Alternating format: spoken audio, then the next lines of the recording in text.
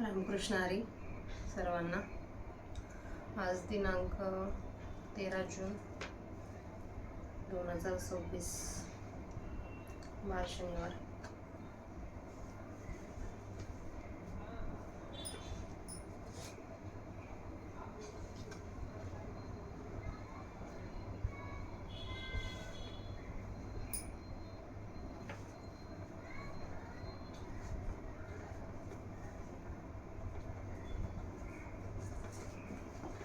आता आपण 10व्या अध्यायातल्या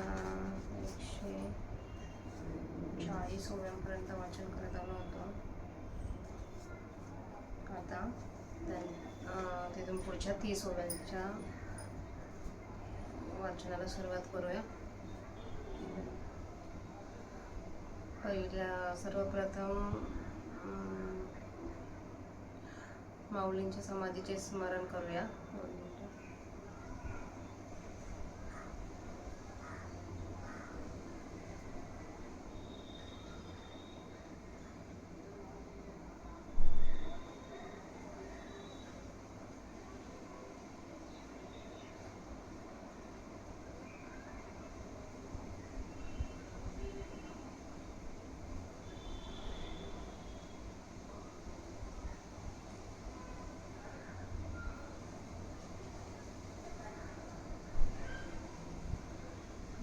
गणपती बाप्पांचं स्मरण करूया.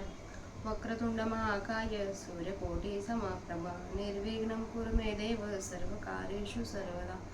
अलंकापुरी पुण्यभूमी पवित्र तिथे नांदतो ज्ञानराजा सुपात्र. तया आठविता महापुण्य राशी नमस्कार माझा श्री सद्गुरु ज्ञानेश्वराशी.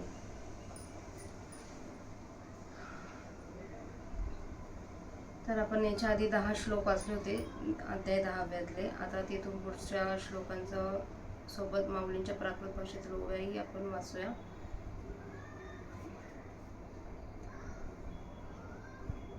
तेषामेवानुकंपार्थ महं अज्ञानमजं तमः नाशयाम्यात्मभावस्तु ज्ञानदीपेन भास्वता. म्हणून मजात्मयाचा भाव जेही जियावया केला ठाऊ. एकमी वाचूनी वाव एर मानिले जिही तया तत्वज्ञा चौखटा.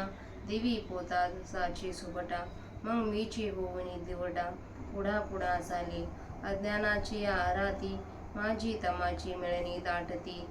ते नाशुनी घाली परवती करी नित्यदयो. ऐसा प्रेमळाचे निप्रियोत्तमे बोलिले जेथ पुरुषोत्तमे.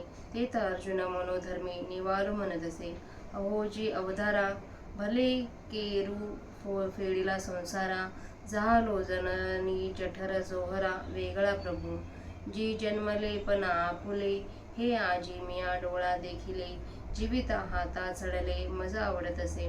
आजी आयुष्या उजवण जाहली माझी देवा दशा उदयली. जे वाक्य कृपा लाधली देवाची न मुखे. उजवण जाहली माझी देवा उजवण जाहली. आजी आयुष्या उजवण जाहली माझी या देवा दशा उदयली. जे वाक्य कृपा लाधली देवाची न मुखे. आता येणे वचन तेजाकारे फिटले आतील बाहेरी अंधारे. म्हणून देखतसे साचोकारे स्वरूप तुझे.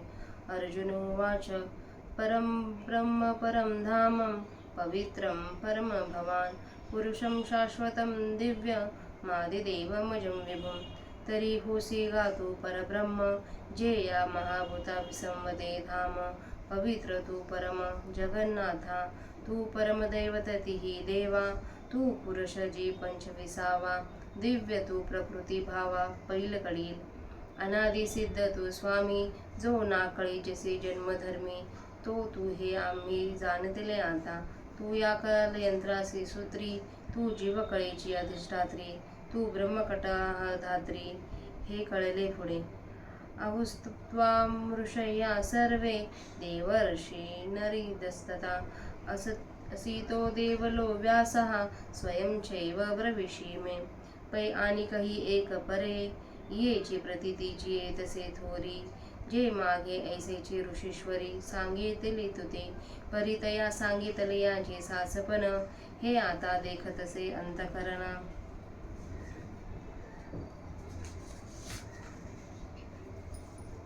जे कृपा केली आपण म्हणून देवा, एरवी नारदू अखंड जवळाये, तोही ऐसेची वचने गाये, परी अर्थ न युजोनी ठाये, गीता सुखची ऐको. हागा आंधळ्यांच्या गावी, आपण पे प्रगटले रवी, तरी ओतपलीची घ्यावी, वाचोनी प्रकाश उगैसा. एरवी देवर्षी अध्यात्म गाता, आहाच रागांगेसी जे मधुरता, तेची फावे एर चित्ता न लगेची काही. पै असिता देवलाचे निही मुखे, मी एव विधातू ते ऐके, परी ते बुद्धी विषय विखे घारली होती. विषय विषाचा पडी पाडू, गोड परमार्थ लागे कडू, विषय तो गोडू जीवासी झाला, आणि हे अनिकाचे काय सांगावे. रावळा आपणची येऊनी व्यास देवे, तुझे स्वरूप आघवे सर्वदा सांगिजे, परी तो अंधारी चिंतामणी देखिला, जेवी नव्हे या बुद्धी उपेक्षिला, पाठी दिनोदयी ओळखिला होय म्हणून. तैसा व्यासादिकांची बोलणी, तिया मजपशी चिंद्ररत्नांची या खाणी, परी उपेक्षिल्या जात होती तरणी, तुझवीन कृष्णा. सर्वमेतद्रुतं मन्ये, यन्मां वदसि केशवा, नहि ते भगवन व्यक्तिं विदुर्दैवान दानवाः. ते आता वाक्य सूर्यकर तुझे फाकले, आणि ऋषी मार्ग होते जे कथिले, तया आगवयांची फिटले अनोळखपणा, जिज्ञानाचे बीज तयाचे बोल, माझे हृदय भूमिगे पडिले सुखोल, वरी ये कृपेची झाली बोल, म्हणून संवाद फळेशी उठले.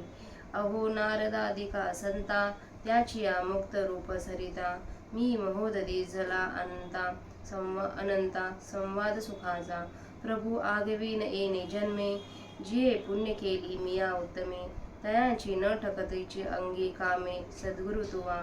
एरवी वडिलांचे निमुखे, मी सदा तू ते कानी ऐके, परी कृपा न कीजेची तुवा ऐके, तवने नवेची काही. म्हणून भाग्य जे सानुकूळ, जालिया केले उद्यम सदा सकळ फळ, तैसे श्रुताधीत सकळ गुरु कृपा साच, जीवन करू झाडेशी जीवेसाठी, पाहुनी जन्मे काढी आटी, परी फळे सीतेची भेटी, जैव सद्दू पावे.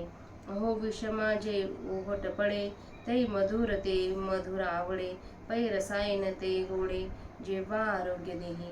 का इंद्रिय वाचा प्राण, या जालियांचे तैसे सार्थकपण, जय चैतन्य येऊनी आपण संचरे माझे, तैसे शब्द जात लोडिले, अगवा योगाधिक जे अभ्यासिले, ते तैशी म्हणूया आपुले, जैसा नकुळ गुरु. ऐसिया झाली प्रतितेचे निवाजे, अर्जुन निश्चयाचे नाच तुझे भोजे, देवेची म्हणे देवा तुझे वाक्य मज मानले, तरी साचाची हे कैवल्यपती, मज त्रिशुद्धी आली प्रतीती, जे तू देवदानव्यांची मती जोगा नवसी, तुझे वाक्य व्यक्ती नाही ते देवा, आपुल्या जाणीवा, तैसे काहीच नाही सद्भावा, भरमसोनी आली. तर आपल्या माऊलींच्या प्राकृत भाषेतील 175 ओव्यांपर्यंत आता आपण वाचन करत आहोत. आता मी त्यांचा मराठीत अर्थ वाचते.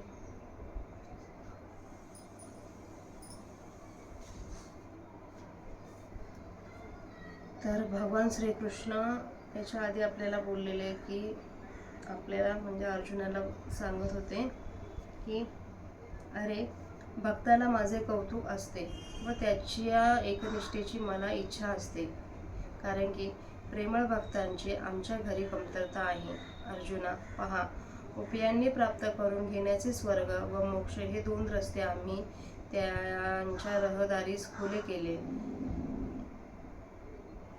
आम्ही शेषाला लक्ष्मीसह आमचे शरीर देखील विकून टाकले, परंतु ज्यात बीपणाचा लेश नाही असे जे एक ताजे प्रेमसुख ते तसेच प्रेमळ भक्ताकरता जतन करून ठेवले आहे असे समज. अर्जुना, येथपर्यंत वर सांगितल्याप्रमाणे आम्ही आपलेपणा देऊन प्रेमळ भक्ताचा अंगीकार करतो. ह्या गोष्टी शब्दांनी सांगाव्यात अशा प्रकारच्या नाहीत. अर्जुना, मी केवळ त्यांच्यावर अनुग्रह करण्याकरता त्यांच्या अंतःकरणात राहून प्रकाशमान अशा ज्ञानरूपी दिव्याने अज्ञानापासून उत्पन्न झालेल्या त्यांच्या मोहरूपी अंधकाराचा नाश करतो. म्हणून मी जो आत्मा, त्याविषयीची अखंड प्रेमवृत्ती ज्यांनी आपल्या जगण्याला ठिकाण केले आहे, ज्यांनी एका माझ्या वाचून बाकीचे सर्व फोलकट मानले आहे, अर्जुना, त्या शुद्ध तत्वज्ञ प्रेमळ भक्तांच्या पुढे ज्ञानरूप कापराची मशाल धरणारा मशाल जी मीच होऊन त्यांच्या पुढे पुढे चालवतो. अज्ञानाच्या रात्रीमध्ये त्या भक्तांपुढे दाट काळोख येऊन मिळाला असता त्या अज्ञानरूपी रात्रीचा नाश करून तिला पलीकडे सारतो व ज्ञानाचा नित्य उदय करतो.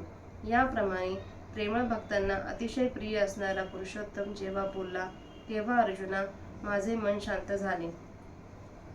अहो महाराज, ऐका. माझा जन्म मरणरूप कचरा तुम्ही चांगला नाहीसा केला. यामुळे देवा, मी आईच्या पोटातील अग्निकुंडापासून पोटात जन्म घेण्याच्या त्रासापासून मुक्त झालो. महाराज, मी आपला जन्म हा आज माझ्या डोळ्यांनी पाहिला. आत्मज्ञान होणे हा नवा जन्म आहे व तो माझा आज झाला. त्यामुळे माझे जीवित माझ्या हाती आले असे मला वाटते. आज माझ्या आयुष्याची सफला झाली व माझ्या देवाला चांगले दिवस उगवले, कारण की देवाच्या मुखाने उपदेशरूपी कृपा प्राप्त झाली. आता या तुझ्या वाक्यरूपी प्रकाशाने आतील अंधार व बाहेरील अंधार, आतील अंधार म्हणजे स्वतःला आत्मरूप न समजता जीवस्वरूप समजावे हे अज्ञान, व बाहेरील अंधार प्रपंचाला ब्रह्मरूप न पाहता प्रपंच पाहणे हे अज्ञान, हे सर्व नाहीसे झाले. म्हणून तुझे स्वरूप यथार्थपणे मी पाहत आहे. अर्जुन म्हणाला, तू परब्रह्म, महाभूतांचे श्रेष्ठ विश्रांती स्थान व अत्यंत पवित्र आहेस. अनादिसिद्ध व दिव्य असा प्रकृती पलीकडील पुरुष, सर्व देवांनाही दैवत असलेला देव, जन्मरहित व सर्वव्यापी तू आहेस. अर्जुन म्हणाला, श्रीकृष्णा, या पंचमहाभूतांच्या विश्रांतीचे ठिकाण असलेले जे सर्वात श्रेष्ठ ब्रह्म ते तू आहेस. हे जगन्नाथा, तू अतिशय पवित्र आहेस. देवा, तू ब्रह्मादी तिन्ही देवांचे श्रेष्ठ असे आराध्य दैवत आहेस. तू 24 तत्वांपलीकडे 25वे तत्व आहेस. तू अलौकिक तेजस्वी असून प्रकृतीने उत्पन्न केलेल्या पदार्थापलीकडील आहेस. हे नाथ, तू नित्यसिद्ध आहेस व जन्माधिक धर्माचा अंमल तुझ्यावर चालत नाही असा तू आहेस. हे आम्हाला आता समजून आले. तू या काळरूपी यंत्राचा सूत्रधार आहेस. तू जीवितास आश्रयस्थान आहेस. तू ब्रह्मांडरूपी कढईला आधार आहेस. हे मला निश्चित समजले. वरीलप्रमाणे सर्व ऋषी, देवर्षी, नारद तसेच असित, देवल आणि व्यास म्हणतात व तू स्वतः देखील तसेच सांगत आहेस, असेच सांगतोस. आणखी एका प्रकाराने याच अनुभवाचा थोरपणा कळून येतो, कारण की मागे मोठमोठ्या ऋषींनी याप्रमाणे तुझे वर्णन केले होते, परंतु त्यांनी सांगितलेला खरेपणा माझ्या मनाला हा आता पटत नाही. कारण देवा, आपण कृपा केली म्हणून हे होत आहे. एरवी देव आणि ऋषी असलेले नारद आमच्याकडे नेहमी येत असत आणि ते देखील अशाच अर्थाची गाणी गात असत, परंतु त्यांचे मर्म आम्हाला समजत नव्हते आणि आम्ही नुसत्या गाण्याचाच आनंद अनुभवित होतो. हे देवा, आंधळ्याच्या गावामध्ये सूर्य स्वतः सकट प्रकट होत झाला तर त्यांना त्याच्या उष्णतेचे फक्त अनुभव येणार, त्याखेरीज सूर्याच्या प्रकाशाचा त्यांना अनुभव कोठचा. एरवी देवर्षी नारदही अध्यात्मपर गाणे गात असताना त्यांच्या गाण्याच्या रंगात असणारी वरवरची मधुरता तीच काय ती आमच्या अनुभवाला येत होती. त्या वाचून चित्ताला या गाण्यापैकी दुसरे काही कळत नव्हते. त्याचप्रमाणे असित व देवल या ऋषींच्या तोंडून सुद्धा तुझे स्वरूप असे आहे म्हणून मी ऐकले, परंतु त्या वेळेला माझी बुद्धी विषयरूप विषाने व्यापली होती. विषयरूप विषयाचा एवढा मोठा पराक्रम आहे की वस्तुतः गोड असलेला जो परमार्थ तो त्या विषयाच्या योगाने कडू वाटू लागतो व स्वाभाविक कडू असलेले शब्दाधिक जे विषय ते प्राण्यांना गोड वाटतात. आणखी दुसऱ्यांचे हे कशाला सांगू.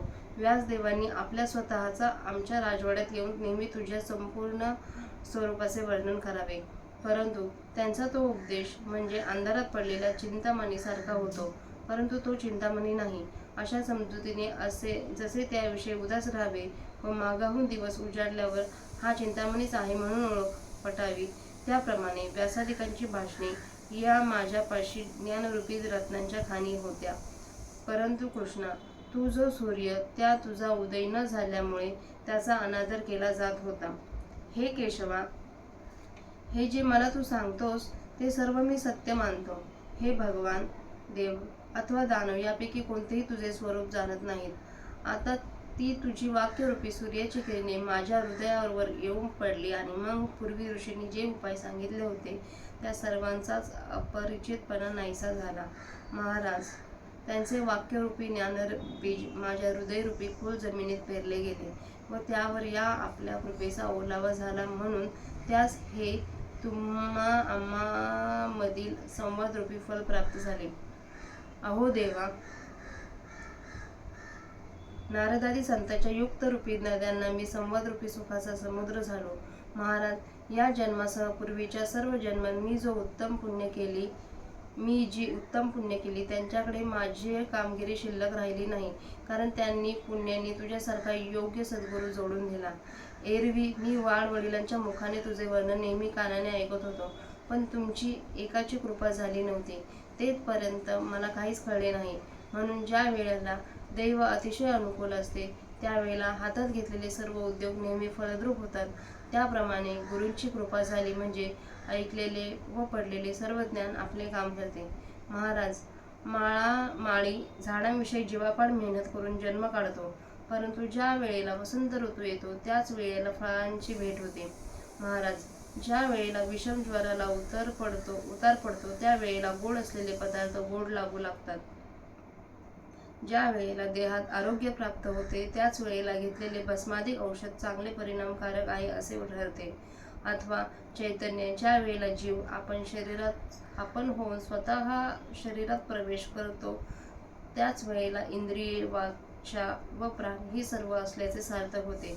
त्याप्रमाणे अध्ययन केलेली सर्व शास्त्रे किंवा अभ्यास केलेली योगाधिक साधने या ज्या वेळेला गुरु अनुकूल होतात त्याच वेळेला आपली आहेत असे म्हणता येते. भगवंताचे खरे स्वरूप कळल्याच्या अशा अनुभव मनात निश्चयाच्या संतोषाने नाचत असता अर्जुन म्हणाला, देवा, आपले बोलणे मला पटले. हे मोक्षाच्या मार्गा श्रीकृष्णा, खरोखर मला निश्चयाने हा अनुभव आलेला आहे की तू देव अथवा दैत्य यांच्या बुद्धींना आकलण्यासारखा नाहीस.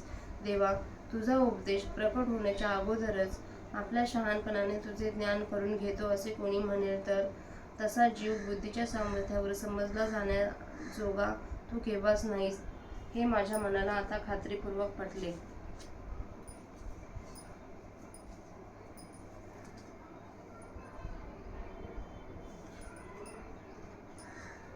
आपला 175 ओळींचा मराठीत अर्थ वाचून झालाय.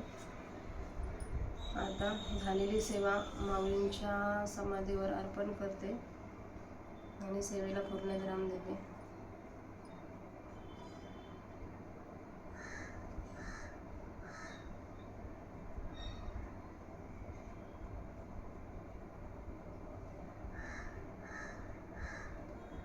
थँक्यू सर्वांना.